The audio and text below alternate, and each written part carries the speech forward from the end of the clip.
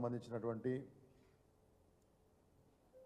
కేంద్ర మంత్రి గారు ఉన్నారు, బండి సంజయ్ గారని. ఆయన నిన్న ఒక చిట్ చాట్ చేసుకుంటూ కేటీఆర్ను రేవంత్ జైల్లో వేస్తారు, నాకు రేవంత్ రెడ్డి మీద నమ్మకం ఉంది, కేటీఆర్ను జైల్లో వేయకపోతే నేను యుద్ధం చేస్తా, ఆయన మా అందరినీ ఇబ్బంది పెట్టినాడు అని చెప్పి మాట్లాడుతూ ఉన్నాడు.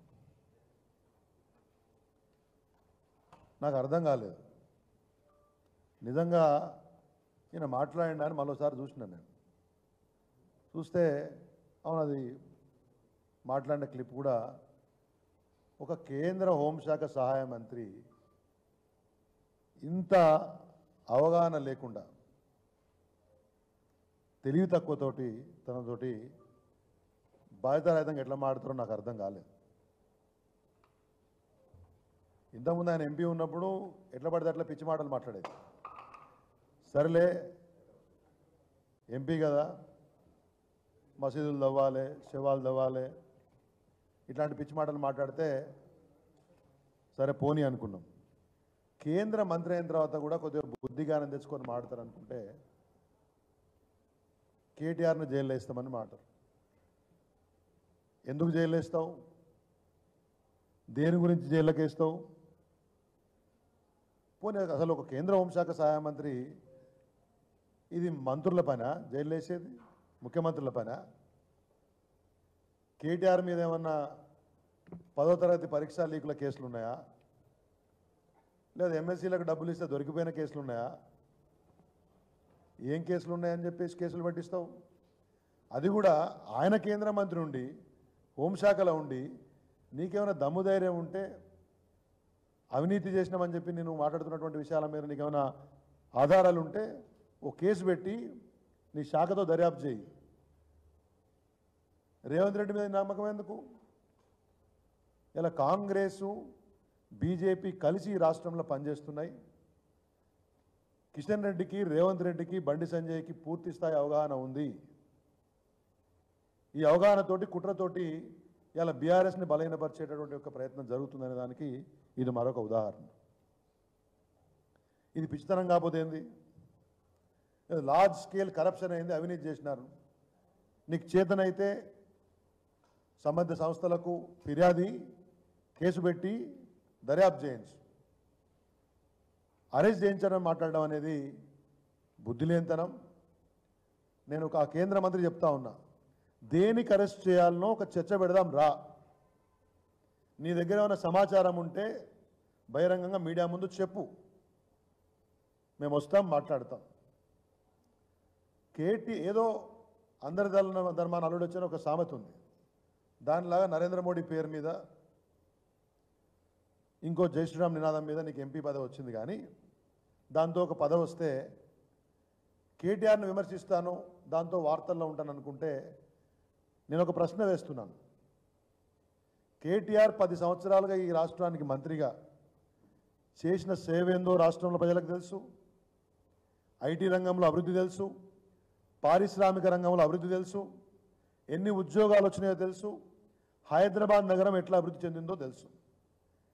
కేటీఆర్ అనేటటువంటి ఆయన కాలి గోటికైనా నువ్వు సరిపోతావా అనే విషయాన్ని వాళ్ళ బండి సంజయ్ ప్రశ్నించుకోవాలి.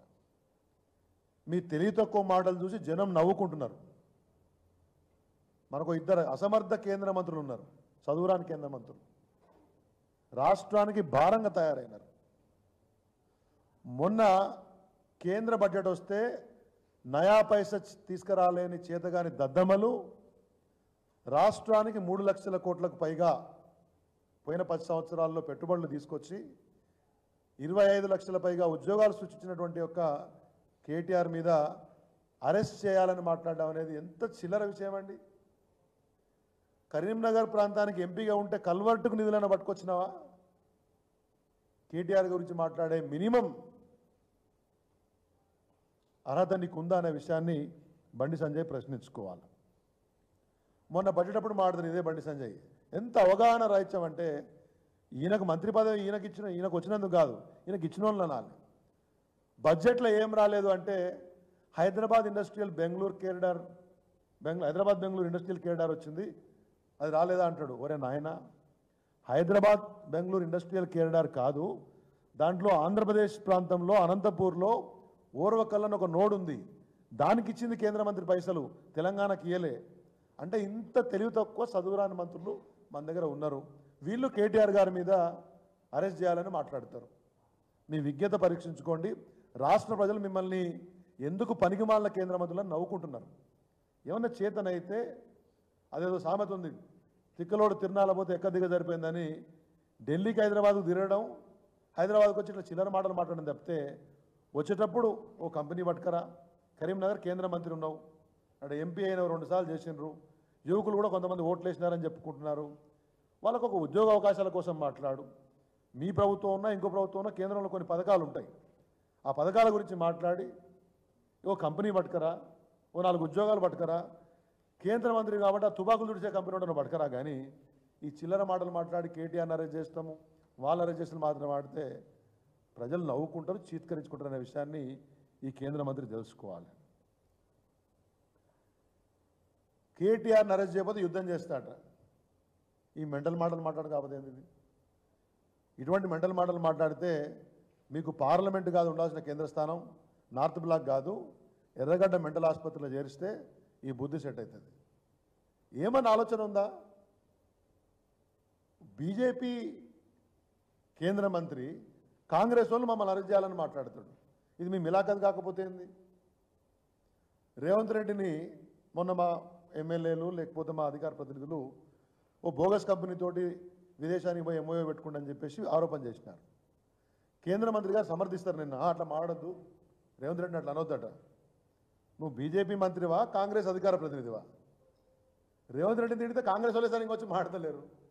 నువ్వు ఢిల్లీ నుంచి ఫ్లైట్ ఖర్చులు పెట్టుకొని మాట్లాడాల్సిన అవసరం ఉందా?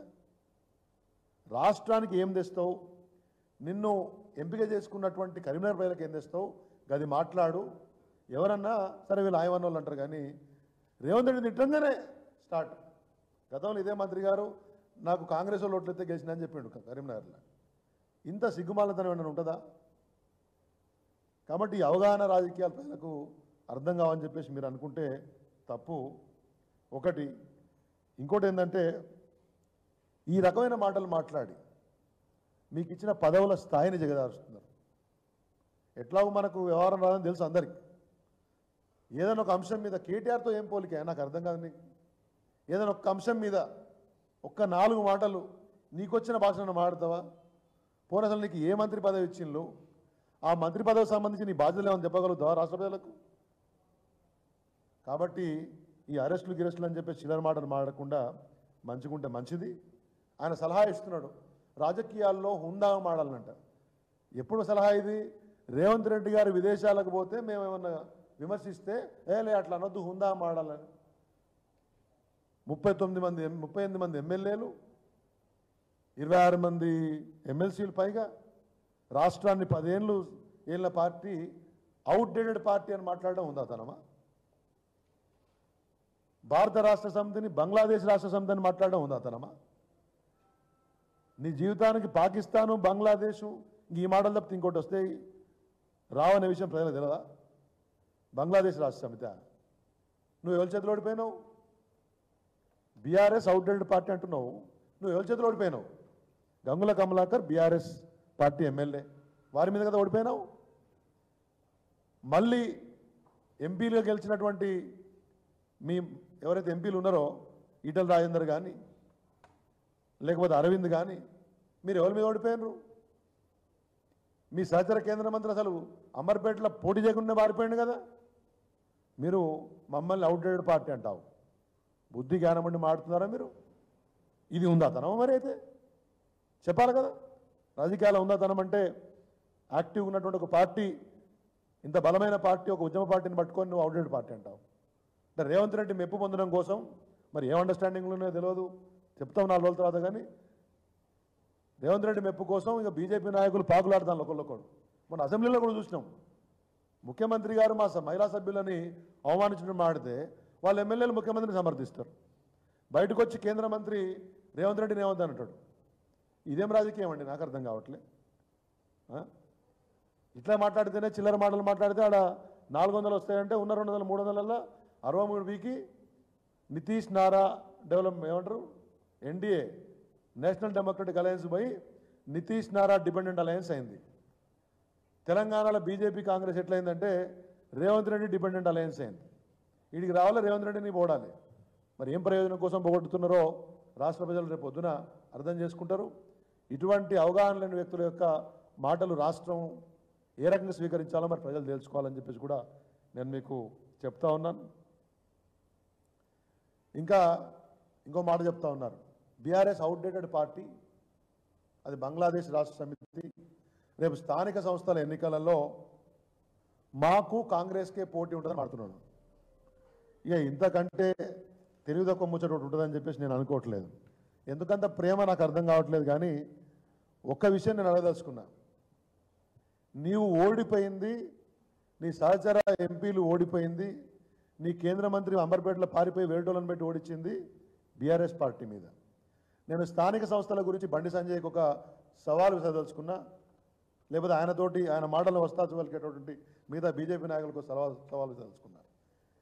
సంజయ్ గారు, నీకు దమ్ము ఉంటే రేపు స్థానిక సంస్థల ఎన్నికలలో నీ పార్లమెంట్ సెగ్మెంట్లో 10% సర్పంచులు, 10% ఎంపీటీసీలు, ఒక్క జెడ్పీటీసీ గెలిస్తే నువ్వు మగోనివే.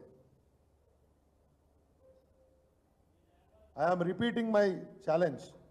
నీకు దమ్ము ఉంటే నువ్వు కేంద్ర మంత్రి ఉన్నావు, నీతో పాటు 2 క్యాబినెట్ పోర్ట్ఫోలియోలు ఉన్నటువంటి ఒక కేంద్ర మంత్రి ఉన్నాడు. నేను మిమ్మల్ని ప్రశ్నిస్తున్నా, సవాల్ విసురుతున్నా. నీకు దమ్ము ఉంటే బండి సంజయ్ పార్లమెంట్ సెగ్మెంట్లో 10% సర్పంచులు, ఎంపీటీసీలు, ఒక్క జెడ్పీటీసీ బీజేపీని గెలిపి నిలబెట్టి నిల్చొని నువ్వు మగవాడివి. మమ్మల్ని అవుట్డేటెడ్ పార్టీ అంటావు. రేపు పొద్దున చూపిస్తాం మీకు ఈ స్థానిక సంస్థల ఎన్నికలలో. నేను కిషన్ రెడ్డి గారిని కూడా అడుగుతా ఉన్నా, నీ కేంద్ర మంత్రి చెప్తున్నాడు కదా మేము అవుట్డేటెడ్ పార్టీ, స్థానిక సంస్థలలో మాకు అడ్రస్ లేదని చెప్తున్నావు. ఈ మధ్య కిషన్ రెడ్డి గారు కూడా మాట్లాడినా పదాధికారుల సమావేశంలో, వాళ్ళ పార్టీ సమావేశంలో ఏం మాట్లాడాడు, బీఆర్ఎస్ పని అయిపోయింది, వాళ్ళ రిలవెన్స్ లేదని మాట్లాడుతున్నాడు. నీకు దమ్ము ఉంటే నీ సొంత ఊర్లో గెలవా sarpanch. I'm challenging from this forum. Media సాక్షిగా అడుగుతున్నా, వీళ్ళిద్దరు కూడా ఆయన పార్లమెంట్ సెగ్మెంట్లో 10% స్థానిక సంస్థల ఫలితాలు సాధించాలి, కిషన్ రెడ్డి గారు సొంత ఊర్లే సర్పంచ్ గెలవాలి. ఈ రెండే. ఎట్లాగూ నీ పార్లమెంట్ సెగ్మెంట్లలో మీరు ఎమ్మెల్యేలను గెలిపించుకోలేరు, మీకు చేత కాదు. కార్యకర్తల రక్తం పీల్చి బతుకుతున్నారు మీరు. రాష్ట్రానికి రూపాయి దేని తెచ్చే చేత కాదు మీకు. కానీ మీరు ఏం చేస్తారో చెప్పి సమయం ఉంది ఇంకొంత పార్లమెంట్ ఏమంటారు స్థానిక సంస్థలకు, అంతే కదా. ఈ సమయం ఉన్న దాంట్లో ఏమైనా రాష్ట్రానికి పట్టుకొచ్చాయి చూపించి, ఇగో మేము ఈ పట్టుకొచ్చినామా, ఈ పట్టుకొస్తాం రేపు పొద్దునని చెప్పి 10% గెలవండి, మీరే మగారు. మమ్మల్ని పట్టుకొని అవుట్డేటెడు గీడొట్టాడు,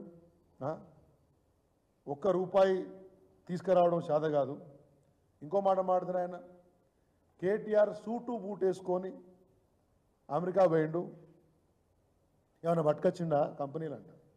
నేను అడుగుతున్నా, ఇప్పుడు మనం ఒక రాజ్యం పోయినామండి, సూటు బూట్ వేసుకొని పోతే బరివాతలు పోతారా? ఏమన్నా కొద్దిగానైనా బుర్రలో షటాక్ ఉండాలి కదా. ఏడికి పోతే ఆ పద్ధతిలో ఉండాలి. ఓ 4 కంపెనీలు తీసుకురావాలి, ఓ సీఈఓ దగ్గరికి పోతాం. మనం ఎట్లా పోలేము, ఈ మాట్లాడిన ఆయన పోలేడు, ఎందుకంటే మనం ఏ భాషలో మాట్లాడాలి మరి. కాబట్టి ఆయన పోలేడు. కేటీఆర్ గారు పోయినరు. ఇంత ఈర్ష్యాసూయలు ఎందుకండి? కేటీఆర్ గారు ఈ రాష్ట్రానికి నువ్వు చెప్పిన సూటు బూట్ వేసుకొని పోయి ఎన్ని కంపెనీలు పట్టుకొచ్చిండు, ఎంతమంది వరల్డ్ క్లాస్ సీఈఓలతోటి మాట్లాడిండు, తెలంగాణ రాష్ట్రం యొక్క పనితనం గురించి, ఇక్కడ వనరుల గురించి, అవకాశాల గురించి ప్రపంచవ్యాప్తంగా ఎట్లా చెప్పిండో నేనే మాట్లాడుతూ ఒక అర్ధగంట. నువ్వు నీ కేంద్ర మంత్రి ఏం చేసిండో ఈ రాష్ట్రానికి 5 నిమిషాలు మాట్లాడు. ఉందా సత్తా? ఒక్క పోనీ నేను ఇప్పుడు ఛాలెంజ్ చేస్తున్నా, నువ్వు కేంద్ర మంత్రివి కదా, ఆ ఢిల్లీలో ఒక 84 కంపెనీలు మాట్లాడి ఆ కరీంనగర్కు ఓ 4 ముచ్చట్లు పడకరా, సాధన అవుతుందా? ఆ మీ ఎమ్మడి తిరిగి యువమోర్చా కార్యకర్తలకైనా 4 ఉద్యోగాలు ఇప్పగలుగుతారా? ఎందుకండి చిల్లర మాటలు మాట్లాడి ప్రజల పరువు తీసుకుంటారు? బండి సంజయ్ గారు, మీతోని చాద కాదు. కేటీఆర్ నిడితేనో కేసీఆర్ నిడితేనో పెద్దోళ్ళు గారు, బీఆర్ఎస్ నిడితేనో పెద్దోళ్ళు గారు. రాష్ట్రానికి వచ్చేటి చాలా ఉన్నాయి. విభజన చట్టంలో హామీలు చాలా సంపూర్ణం కాని ఉన్నాయి. వాటి గురించి మాట్లాడండి. రాష్ట్రంలో అనేక సమస్యలు ఉన్నాయి. గురుకులాలలో విద్యార్థులు చనిపోతున్నారు, అస్వస్థతకు గురవుతున్నారు, నాసిరకం భోజనాలు పెడుతున్నారు, ధర్నాలు జరుగుతున్నాయి, నిరుద్యోగుల సమస్యలలో ఉన్నారు, రైతు రుణమాఫీ సరిగ్గా కావట్లేదు, రైతు బంధు ఇవ్వట్లేదు.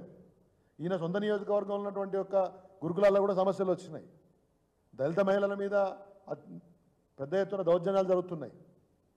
వీధి కుక్కలు లాంటి సమస్యలు కూడా ఈ రాష్ట్ర ప్రభుత్వం పట్టించుకోలేకపోతోంది. ఎక్కడెక్కడ ఎంత అవినీతి జరుగుతుందో మనందరికీ తెలుసు. ఇచ్చే బిల్లుల కాంచి తెచ్చే నిధుల వరకు ఇవి మాట్లాడతలేరు కిషన్ రెడ్డి గారు కానీ సంజయ్ గారు కానీ.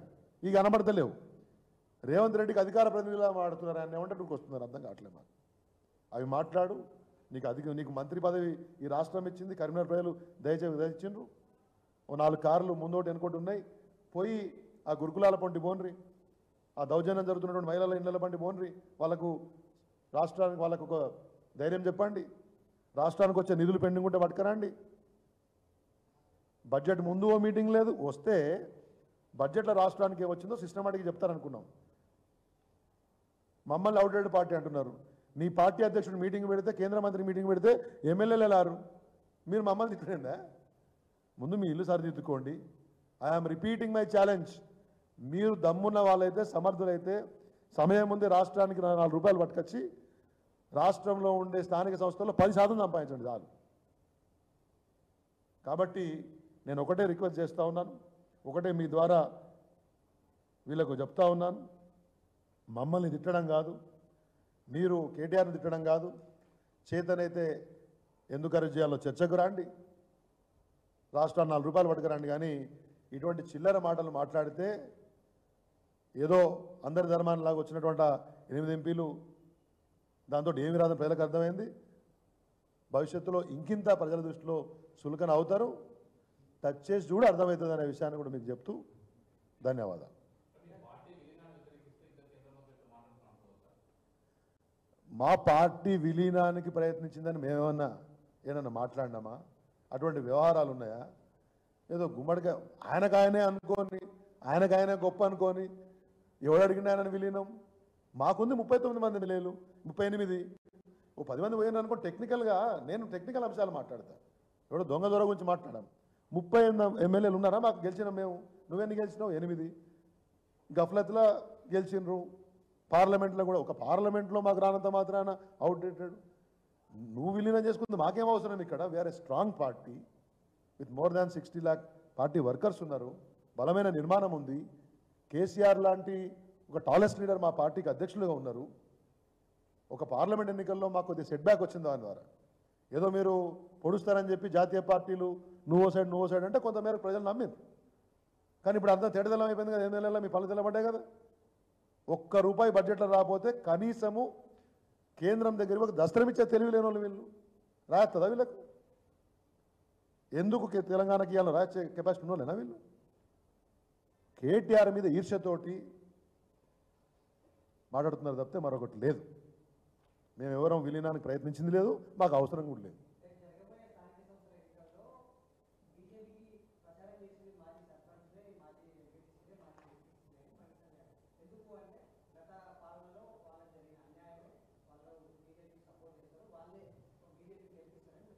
మరి అట్లాంటప్పుడు సంజయ్ ఎమ్మెల్యే గెలవాల్సి ఉండే. అప్పుడు సర్పంచులు లేరా? స్థానిక సంస్థల దానికి ఎందుకు? దానికంత ఎలక్షన్ అయినాయి కదా. ఇప్పుడు ఎమ్మెల్యే ఎలక్షన్లు అప్పుడు అదే ఈయన ఓడిపోయాడు ఎమ్మెల్యేగా, సంజయ్ ఓడిపోయాడు, అరవింద్ ఓడిపోయాడు, ఈటల రాజేంద్ర అంటే ఆయన 2 చోట్ల ఓడిపోయాడు. సరే వాళ్ళకేదో కర్మకాలు మీకు ఎంపీ సీట్లు ఇచ్చారు. కానీ నేను అనకూడదు కొన్ని. కానీ మీ స్థానంలో రోజు పనిచేసి ఒక కార్యకర్తకి ఇచ్చినా గెలిచేవాడు నరేంద్ర మోడీ పేరు మీద. లేకపోతే ఆవిడ ఉన్నటువంటి అయోధ్య రామాలయానికి సంబంధించినటువంటి కొంత ప్రభావం ఉంది. కాబట్టి నీకు కాదు, ఎవరిని నిలబడినా గెలిచేవాడు మిమ్మల్ని కాదు. మీరు గొప్పోళ్ళైతే, తెలివిమంతులైతే, పనికొచ్చేటోళ్ళైతే మరి గదే సర్పంచులు మిమ్మల్ని ఎమ్మెల్యేలు గెలిపించాలి కదా. మీ గెలుపుకు మీ ఆదరణకు సంబంధం లేదు అక్కడ. కాబట్టి స్థానిక సంస్థలల్లో వీళ్ళకి ఎవడు పనిచేసేది లేదు, వీళ్ళకి ఎవడు కనీసం చేసేది లేదు. ఇప్పటికే గ్రామాలల్లో వాళ్ళ ఎంపీ క్షేత్రాలల్లో వీళ్ళ కథ ఏందని అర్థమైపోయింది. అటు బోధన కూడా పోతలేడు. చూసినా మీరు? విశ్వేశ్వరరెడ్డో వీళ్ళ లేకపోతే అరవిందో ఈ గెలిచిన ఎంపీలు ఒక పర్యటన చేసినట్టు, లేకపోతే ఈ రాష్ట్రానికి సంబంధించి దేనికన్నా ఒక ప్రధానమంత్రి దగ్గరికి పోయి ఒక దరఖాస్తు చూసిరా మీరేనా? నేను చెప్తున్నా కదా, అందుకని చాలా బాహాటంగా మీ ద్వారా ఛాలెంజ్ చేస్తున్నా. ఈ కేంద్ర మంత్రి ఎవరైతే ఉన్నాడో ఈయన అన్నాడు కదా, పాత సర్పంచులు ఎంపీటీసీలు మాకు అంబాసిడర్లని, దమ్ముంటే నీ పార్లమెంట్ క్షేత్రంలో 10%, నాకు తెలిసి 7 100-120 గ్రామాలు ఉంటే, నాకు తెలిసి 700 గ్రామాలు ఉంటాయి కావచ్చు, 70-80 గెలు. ఒక్క జడ్పీటీసీ గెలవాలి మొత్తం పార్లమెంట్ సెగ్మెంట్లో. మొన్న ఒకదాన్ని చేర్చుకున్నారు. ఇంకో కేంద్ర మంత్రి గారు ఉన్నారు, క్యాబినెట్ మంత్రి, సొంతూరులో సర్పంచ్ని గెలవమని, వేరే ఎక్కడక్కర్లే. సొంతూరులో సర్పంచ్, ఆ ఊళ్ళో ఎంపీటీసీ, ఆ మండలానికి జడ్పీటీసీ, ఇక రిమైనింగ్ విషయాలు మాట్లాడిన తర్వాత బీఆర్ఎస్ పార్టీ నరేంద్ర శక్తి వీళ్ళకి ఏడుందండి? ఆడ సిద్ధాంతం పేరుతోటి పనిచేసే కార్యకర్తల యొక్క రక్తం పీల్చి వాళ్ళ యొక్క శ్రమ మీద, వాళ్ళ సిద్ధాంత భక్తి మీద గెలుతాను తప్పితే వీళ్ళు రాష్ట్రానికి చేసిన సేవ లేదు, వాళ్ళ సెగ్మెంట్ చేసే సేవ లేదు. దమ్ముడి గెలిచేవాళ్ళు కదా ఎమ్మెల్యేలుగా మొన్న. థ్యాంక్ యూ సో మచ్ అన్న.